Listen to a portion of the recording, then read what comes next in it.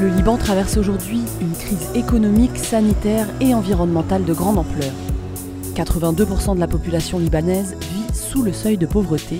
Le pays est confronté à des coupures de courant massives et à une hausse impressionnante des prix de l'énergie.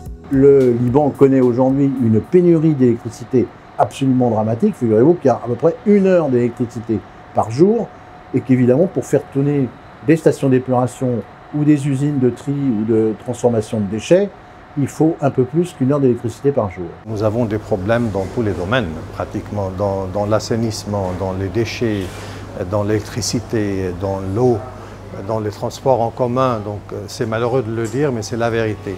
Dans ce contexte difficile, la région des Pays de la Loire a mené entre 2019 et 2022 le projet Socle avec le soutien de l'Agence française de développement. Le projet Socle, c'est un projet de soutien aux collectivités libanaises dans le domaine de l'environnement.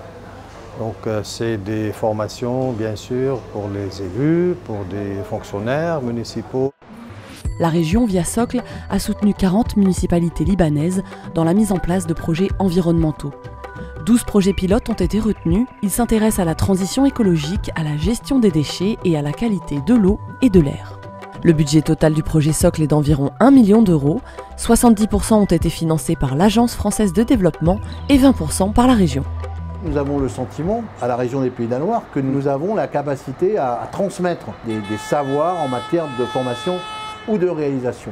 Mais ce qui est passionnant, et ce qui est peut-être presque le plus passionnant, c'est que c'est un véritable échange, car si nous sommes capables de former des agents municipaux dans une ville du Liban ou de les accompagner à concevoir un projet, nous apprenons aussi beaucoup de choses au moment de la réalisation, parce qu'ils sont obligés de réaliser des projets dans des circonstances extrêmement compliquées, dans un cadre de pénurie, dans un cadre de crise.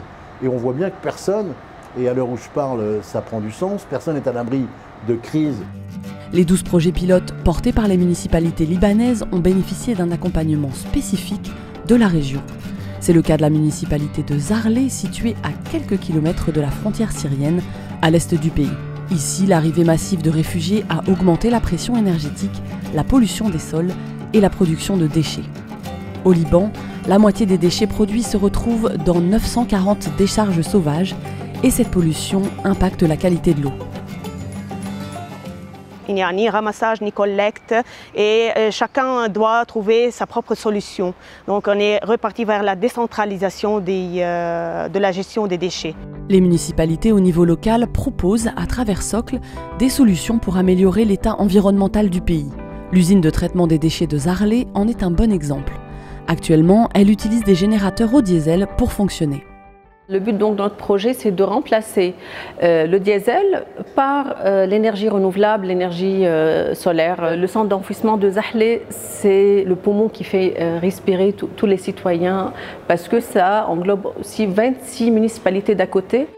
Grâce à l'appui du projet Socle, la mairie a monté un dossier afin d'installer des panneaux solaires sur le toit de l'usine. The project of Socle and the help of Pays de la Loire is very important for us because it will minimize the cost. Right now we are depending on generators or electricity that is the government is giving to us at very high price now. When we start producing our electricity from the alternative energy like the sun, for sure it will help the environment a lot. Le projet Socle s'appuie également sur l'expertise d'acteurs des Pays de la Loire et sur un échange de bonnes pratiques avec les acteurs locaux. Le fait de pouvoir aider à mettre en œuvre concrètement une unité et prouver qu'elle fonctionne, ça peut développer des projets ailleurs en fait. Parce que c'est quand même bien ça dont il s'agit, c'est d'essayer de traiter le problème globalement. Autre exemple d'un projet Socle à Jounieh, au nord de Beyrouth. Ici, la municipalité souhaite remplacer les tuiles de l'hôtel de ville par des tuiles solaires qui permettraient une autonomie pour sa production d'électricité. La délégation des Pays de la Loire a pu apporter son expertise des projets solaires à la municipalité.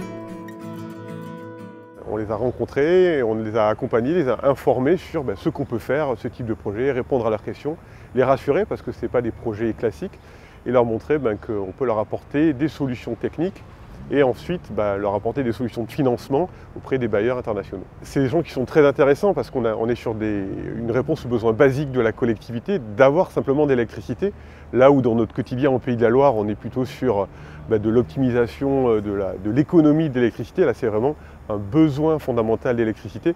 C'est ça qui est très enrichissant pour nous. Grâce au projet Socle, les énergies renouvelables seront au cœur des politiques portées par les collectivités libanaises. Dernière étape, pour que ces projets voient le jour, il faudra trouver des bailleurs internationaux prêts à les financer. Il est important de travailler avec des partenaires comme la région des Pays de la Loire, cette région qui a compris la problématique du pays et bien sûr qui a répondu à ce lien d'amitié entre le Liban et la France. Pour nous, c'est une très belle réussite.